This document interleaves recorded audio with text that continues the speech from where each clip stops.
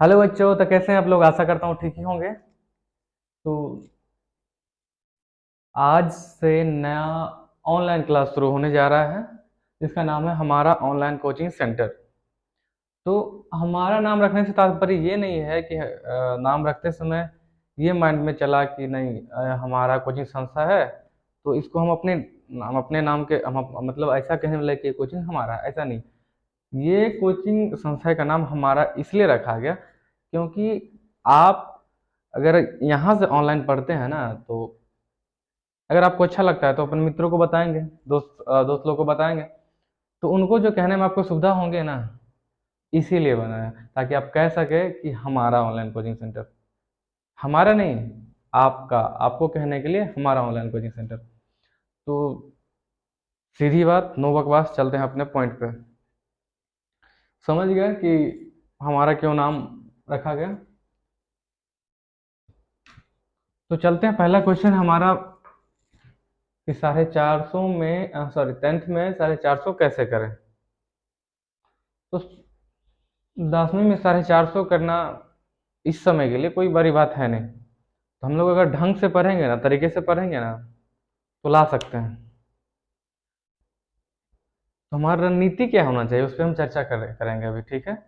तो चर्चा करने से पहले मैं आपको बता दूं कि मेरा नाम कुमार दुर्गेश है और ये ऑनलाइन ऑनलाइन कोचिंग संस्था दरभंगा से प्रसारित हो रहा है। तो और मेनली 10वां में पढ़ना कौन कौन सा सब्जेक्ट होता है, ठीक है, पहले इन बातों को चर्चा कर लेते हैं। सब्जेक्ट, तो पहले तो आप मैथमेटिक्स को ले लीजिए।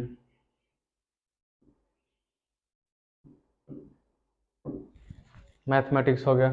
दूसरा हो गया साइंस। तीसरा हो गया सोशल साइंस।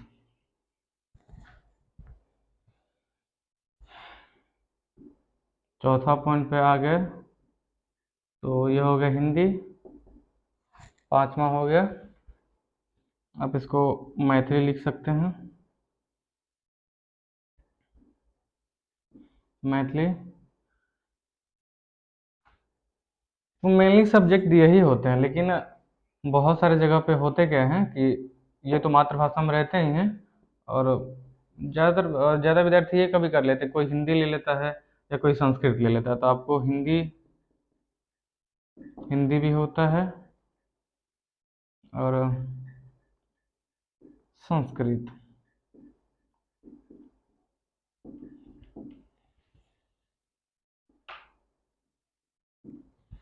संस्कृत होता है। तो ये जो सारे सब्जेक्ट हैं ना, इसको हम लोग कवर कैसे करेंगे कि जैसे हम लोग पढ़े, फर्स्ट डे इसको पढ़ेंगे और इसको याद कर लेना है। याद ऐसे नहीं कर लेना है कि एकदम रट लेना, रट्टा नहीं मारना है। और यहाँ पे रट्टा मारना सिखाया भी नहीं जाएगा। यहाँ पे समझ के समझना है, ठीक है, और समझ के ही याद रखना है। आप अगर ढंग से आप समझ जाते हैं ना, तो आपको याद करने के लिए ज़रूरत नहीं है।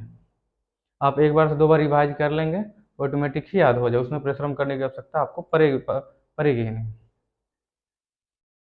तो ये सारे सब्जेक्ट हो गए। एक स्पेशल मैथ हो जाता है। विद्यार्थी करता क्या है कि मेनली मैथ लेकर ही चलता है, और मैथ और साइंस।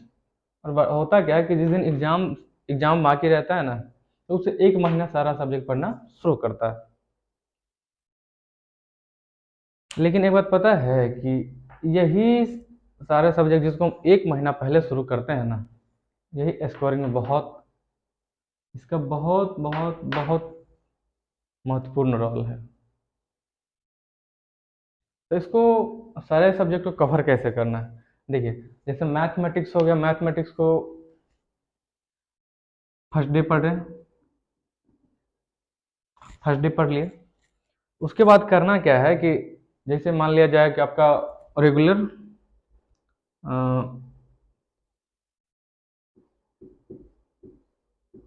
रोज़ सुबह 6 बजे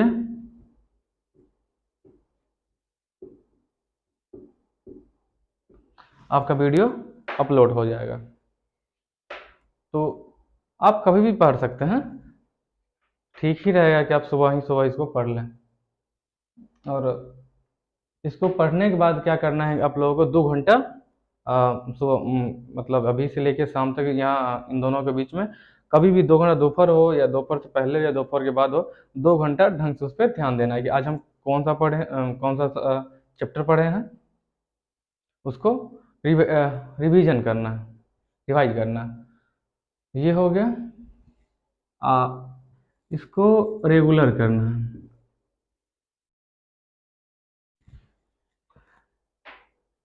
इसको रेगुलर करने के बाद मैथमेटिक्स वाला पढ़ा हो गया ख़त्म।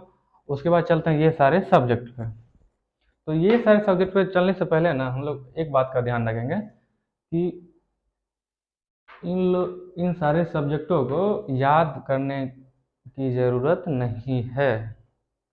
इसको हमको करना क्या है कि दिमाग से पहले समझना है, गौर से, कि क्या पढ़ रहे हैं, क्या क्या इसमें ज़रूरी है, क्या इम्पोर्टेंट है। सारे को नोट्स नोट्स बहुत ज़रूरी है कि आप बनाते जाइए। जैसे अगर पढ़ा है ना कि आँख के मतलब आपके चैप्टर में साइंस में ही आएगा, आँख के बारे से, इंद्रधनुष के बारे से, सूरज के बारे से, लाइट लाइट तो सारा उसमें आ जाएगा। जैसे हो गया ना कि अगर हम पढ़ रहे हैं लाइट, प्रकाश, तो आपके माइंड में फिक्र बनना चाहिए कि प्रकाश, सूरज की रोशनी, बल्ब का प्रकाश, ये सारे माइंड में आपका फिक्र बनना ही चाहिए। तो चलते हैं और ये सारे सब्जेक्टों को लेके इसका रणनीति पढ़ने का कैसा होना चाहिए। जैसे देखिए, साइंस पढ़े, साइंस में आप फर्स्ट डे का पढ़े। फर्स्ट डे पढ़ के आपने क्या किया कि इसको अच्छे ढंग से नोट बना लिया। नोट बनाने के बाद क्या करेंगे कि रात में इसको हम याद करेंगे।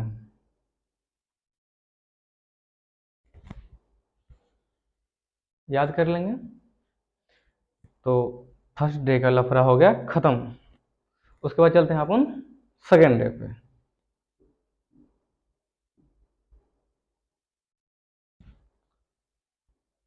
दूसरा दिन का भी प्रक्रिया आपका यही रहेगा, नोट बनाइएगा। नोट बनाने के बाद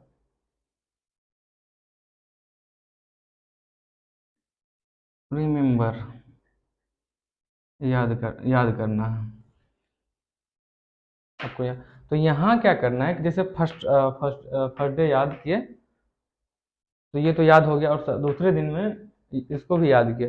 इससे याद करने से पहले क्या करना है कि अगर आप इसको 1 घंटा लगा आपको याद करने में, तो इसको याद करने से पहले 10 मिनट आप इस पे दीजिए रेगुलर। तो आप इसको पहले देख लीजिए, उसके बाद आप इसको याद कर लीजिए। अब ऐसे ही आपका थर्ड डे भी होगा, इस ऐसे ही आपका नोट बनेगा, ऐसे ही आपको रिमेम्बर करना है।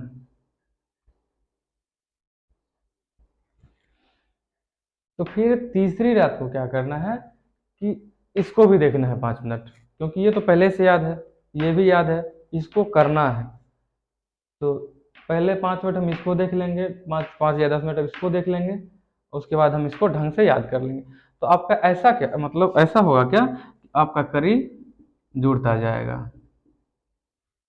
अब जब ये खत्म होगा, तो ऐसा नहीं कि 3 दिन ही करना है। जब तक अगर कोई कोई एक सब्जेक्ट जैसे साइंस ले लिए, मतलब विज्ञान, तो इसको ऐसे ही करके जिस दिन तक अंत होगा उससे पहले तक इसी रणनीति पे काम करना है। तो लास्ट में आपको देखेगा क्या कि एकदम से ऐसा लगेगा कि आपका दिमाग में वो सारा विषय छप चुका है। छपने के बाद क्या होगा कि जैसे अगर आप बोर्ड एग्जाम देने जाएं, तो आपको ऐसा लगेगा कि हाँ, 100 में अगर 100 का एग्जाम दे रहे हैं तो 95 प्लस तो आना ही आना है, तय है ये। तो ये हो गया, और यही रणनीति इस सारे सब्जेक्टों पे फॉलो करना है। अगर अगर आप ये रणनीति पे काम कर दिए तो आप यकीन मानिए कि आपको 450 प्लस से लाने से कोई नहीं रोक सकता है। लेकिन हाँ, इसमें रेगुलर होना चाहिए। ऐसा नहीं कि एक रोज़ किए, दूसरा दिन छोड़ दिए, फिर तीसरा दिन छोड़ दिए, चौथा रोज़ छोड़ दिए, पाँचवा दिन आके क्या करेंगे कि देखेंगे कि हाँ, हमको कौन कौन सा याद करना है। साइंस में कौन कौन सा सब्जेक्ट मतलब चैप्टर छूट गया। तो होगा क्या कि आपको ये सारा चीज़ एकदम पोथा जैसे लगने लगेगा और आप उसको याद नहीं कर पाइएगा। अगर छोटे-छोटे टुकड़े में आप याद करते जाएँ ना, तो ये आपको आसान लगेगा। लेकिन आप वही 4 दिन 5 दिन का आप एक जगह कर लिए और आपको याद है नहीं, और सोचे कि हाँ, 5वाँ दिन आज जाके ना पूरा कर लेते हैं, तो आप नहीं कर पाइएगा। अगर आपका ये रणनीति टूटा, तो आप लिख के ले लीजिए कि नहीं कुछ होने वाला है ज़्यादा अच्छा। हाँ, आजकल घिस-तीर के पास तो हो ही जाता है आदमी। पास होने का मतलब क्या है? कि ये नहीं कि आजकल पास होने का मतलब ये नहीं है कि आप फेल हो गए।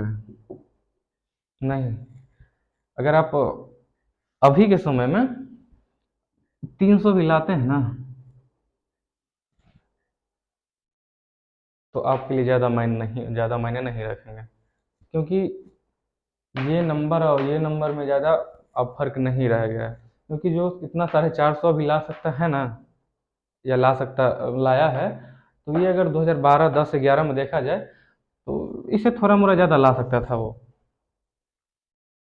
तो एग्ज़ाम का स्तर रह नहीं गया, और आदमी चाहेगा तो 450 से भी ज़्यादा ऊपर ला सकता है।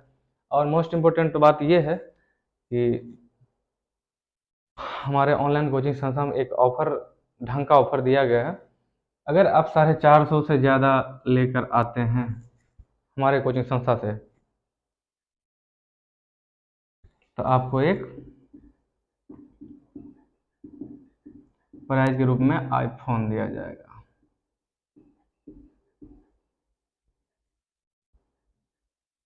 450 से प्लस लाने पे एक आईफोन एक ही स्टूडेंट को दिया जाएगा। मतलब समझ गए कि 450, अगर 3 स्टूडेंट लेके आए हैं, तो 451, 452, 453, तो 453 वाले को मिलेगा। लेकिन हाँ, पहला कंडीशन है कि 450 प्लस होना चाहिए, कोई कन्फ्यूजन होना नहीं चाहिए। और इसको आप छाप के रख लीजिए, मिलना तय है, अगर कंटिन्यूस चलता रहा तो। ये सारे हम लोगों ने डिस्कस किया इसके बारे से, और एकदम से रणनीति पर अच्छे ढंग तरीके से इस पे काम करना है। अब लोग हम दूसरा पॉइंट पे चलते हैं।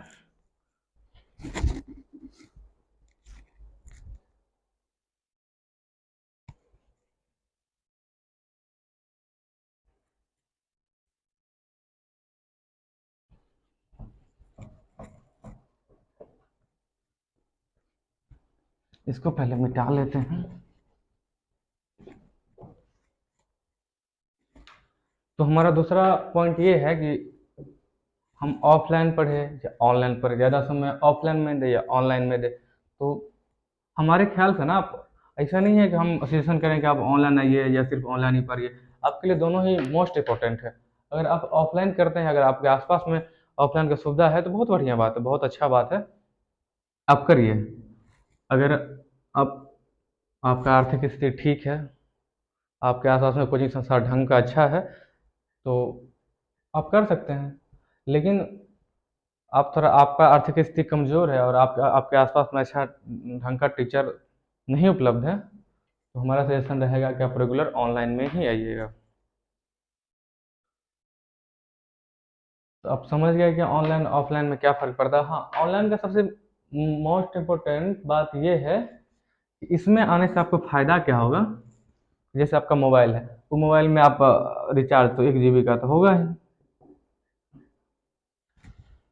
1 GB, अगर आपके मोबाइल में 1 GB है और रील अगर आप देख रहे हैं, स्क्रॉल कर रहे हैं, रील आप देख रहे हैं, तो देखते देखते होता क्या है कि आप बढ़ा रहे हैं, बढ़ा रहे हैं, बढ़ा रहे हैं, और आपका समय वैसे ही बर्बाद होता रहता है। और जब अब नेट डाटा खत्म हो जाता है, एक छटपटाहट टाइप से महसूस होने लगता है कि तो नेट इसमें रहता ठीक रहता, थोड़ा और देखते, थोड़ा और देखते। तो अगर आप ऑफलाइन में रहते हैं और क्लास देख लेते हैं, तो नेट भी खत्म हो जाएगा, तो आपका नेट ना खत्म, ना नेट इसमें रहेगा, ना आपका ध्यान रील पे जाएगा, और बस ना आप स्क्रॉल करेंगे, आपका समय भी बचेगा। ये हो गया। और पढ़ने का जो इससे पहले हमारा क्वेश्चन था कि 450 प्लस में कैसे ले, उसमें सारा डिस्कस किए हैं। उसमें एक याद करने का जो बात होता है ना, तो याद करने के लिए आपका रात को आप याद तो मतलब करें ही, लेकिन ज़्यादा अच्छा होगा कि आप सुबह में उठ के जो पढ़ें, तो वो बेस्ट बेस्ट रहेगा।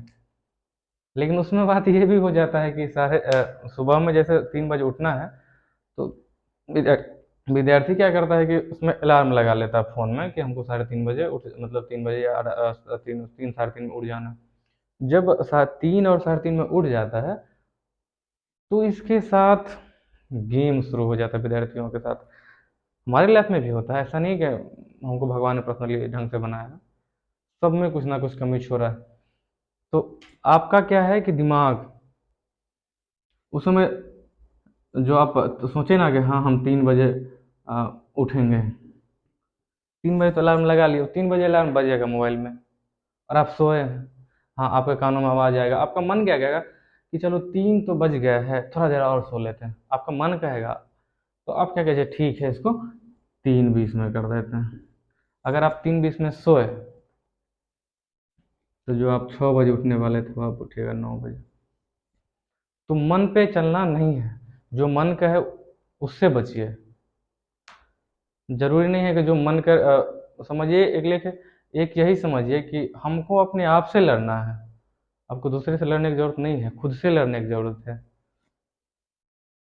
अगर मन करता है कि इस जिस समय में आप है ना, 10th से लेकर 12th में जाएंगे आप लोग, अभी तो 10वीं में है, तो 10वीं से लेकर 12वीं के बीच में ऐसा टाइम पीरियड आता है ना कि अपना जिंदगी का फैसला आदमी इसी समय में करता है।